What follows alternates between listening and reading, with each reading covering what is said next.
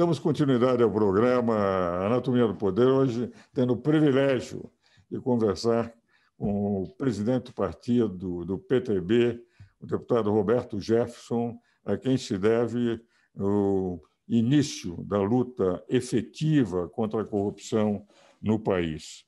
Como eu faço em todo o programa, eu mando um livro para os meus convidados. Esse é um livro que eu escrevi ano passado, A Era dos Desafios, que eu estou mandando para o amigo por Sedex amanhã. Sou honrado com o seu presente. Sou honrado. Eu tenho uma tese que eu gostaria de colocar para o senhor, para quando o senhor conversar sobre a conjuntura, examinar sua viabilidade. O artigo 49, inciso 11 da Constituição, declara que o Congresso Nacional tem que zelar por sua competência legislativa perante os outros poderes. Os outros poderes são só dois, o Executivo e o Judiciário. O que vale dizer, o dispositivo que o senhor redigiu, que o senhor, como constituinte, aprovou, declara que o Poder Legislativo tem a obrigação, pelo 49, inciso 11, de zelar pela sua competência normativa perante os outros poderes. Aí vem a tese que eu entendo que é um instrumento que os senhores têm.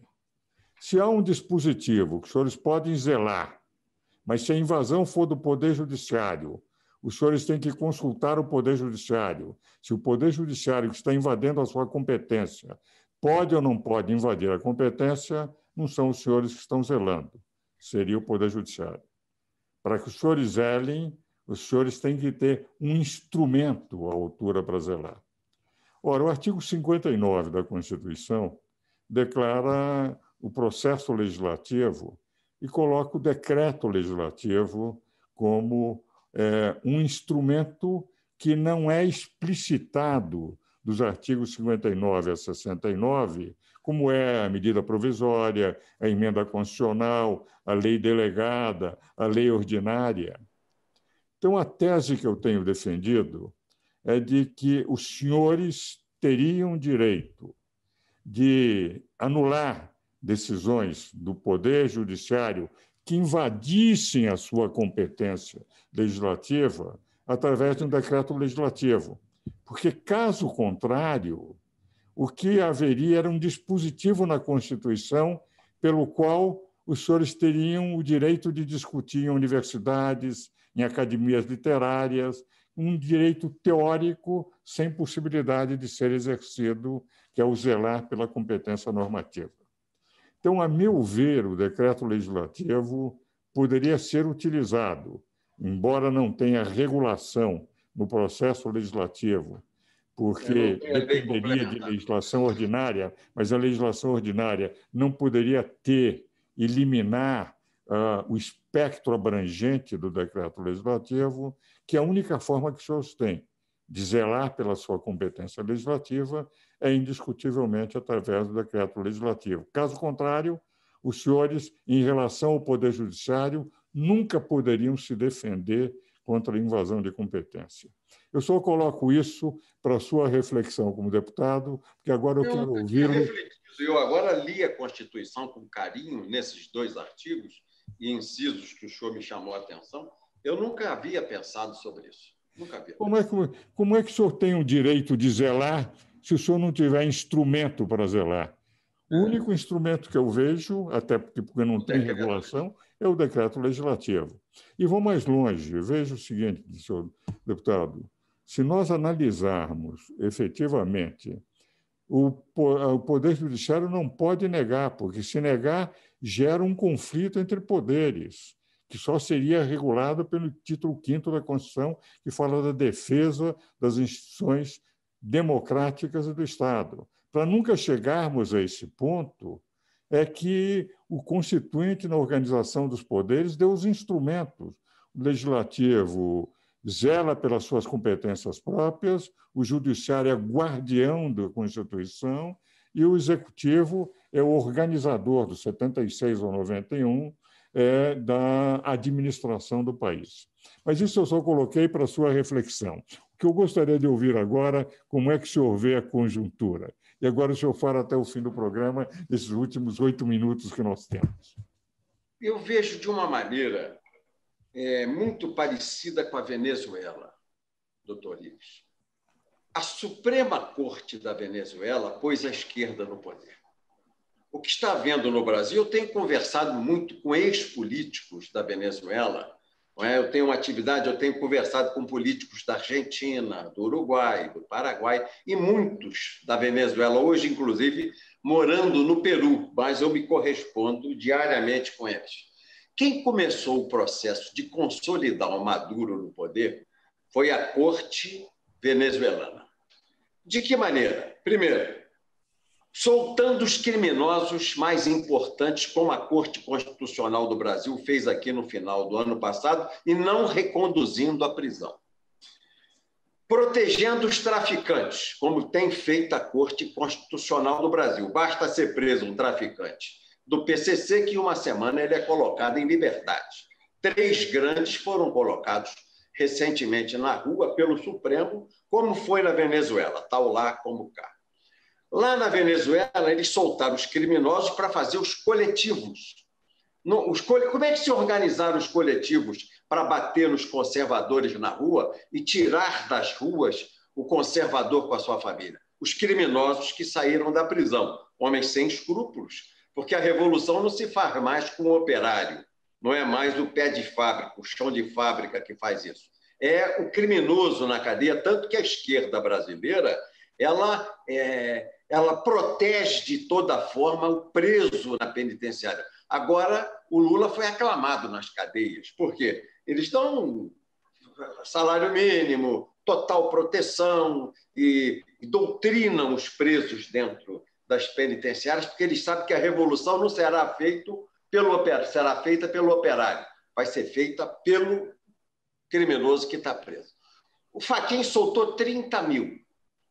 E, ao mesmo tempo, impediu a polícia no Rio de invadir a infantaria, de entrar em todas as comunidades do tráfico de entorpecente no Rio. Está falando para o senhor um carioca. Impediu. O senhor não pode sobrevoar de helicóptero, não pode passar o drone por cima, não pode entrar a tropa, infantaria andando, e não pode a polícia beiradear, costear ali a maré, os seus barcos. É proibido pelo Fachin. Então, criou áreas de proteção aos criminosos. Os 30 mil que ele soltou foram para lá. Estão homiziados. Na Rocinha, na Maré, no Vidigal, na Baixa do Sapateiro, no Complexo do Alemão, de Jacarepaguá, estão lá. Tanto que o senhor anda na linha vermelha, na linha amarela, ou na Avenida Brasil, a qualquer hora do dia, tem um menino pilotando a motocicleta e o outro atrás com um fuzil 762 ou 556 na mão. Não tem como controlar mais. Eles são extremamente poderosos, porque o Fachin proibiu até o drone de sobrevoar. E lá dentro das comunidades funciona a boate, a academia, escola, tudo funciona. A boca de fumo, tudo funciona. Só não pode funcionar para o trabalhador que paga imposto. Tal como foi na Venezuela, tal lá como está sendo cá. Na Venezuela, eles prenderam todos os conservadores, fecharam sua mídia social. Tal lá como cá, o que o inteligente culto ministro Alexandre de Moraes faz aqui é o seguinte: prende os conservadores, até contra a Constituição, como fez com o deputado Daniel Silveira, com o jornalista Oswaldo Eustáquio, e fecha a sua mídia social, caça, como fez com a minha, caçou a minha mídia social, que tinha 100 milhões de interações, e fez com vários outros no Brasil. Isso foi feito também na Venezuela, tal lá como cá. E defrauda as eleições. 3 vezes os conservadores ganharam na Venezuela e a Suprema Corte da Venezuela defraudou as eleições, como está fazendo no Brasil. Eu afirmo ao senhor que o Bolsonaro ganhou em primeiro turno. O Haddad não chegou no segundo turno. Foi fraude. E como foi fraude essa eleição agora? Quando eles trouxeram para o Tribunal Superior Eleitoral toda a totalização e anúncio e divulgação dos dados, é para fraudar. Como é que eu faço para evitar a fraude? Eu pulverizo. Cada mesa coletora apura e dá o boletim. Isso aí não tem corrupção, acabou. A mesa coletora, coletei o voto, 5 horas, acabou a eleição, 5h30 está o boletim pronto. 350, 420 eleitores cada urna tem. Em meia hora tem apuração, todo fiscal de partido tem um mapa na mão. Porque o voto é secreto, mas o escrutínio é público. O Supremo e o Tribunal Superior Eleitoral, que é um puxadinho do Supremo, puxou para Brasília. A divulgação agora é só Brasília. A totalização e a divulgação só Brasília pode fazer. Nem os tribunais regionais fazem mais. E atrasam 2h30, 3 horas para dar o resultado. Tal lá na Venezuela, como cá no Brasil. Infelizmente, a nossa Corte Constitucional virou um partido político sem voto. São todos políticos sem voto e representam a esquerda. Eles são nomeados por um Fabiano, que foi o Fernando Henrique, Fabiano, um homem de esquerda cor-de-rosa, e pelo Lula e Dona Dilma, que são comunistas, são vermelhos, não é? E eles fazem amarrar as mãos do presidente, que é cristão e é conservador, amarraram as mãos dele e fizeram uma secessão no Brasil. Empoderaram os prefeitos e governadores, quebraram a hierarquia da República e fizeram no Brasil um Estado confederado, onde o governador peita o presidente e diz: eu não cumpro o decreto, eu não respeito as ordens dele. Quem fez isso? Infelizmente, o Supremo Tribunal Federal. Um partido político de esquerda sem nenhum voto. Sem nenhum voto. Eles não ganham para síndico de prédio.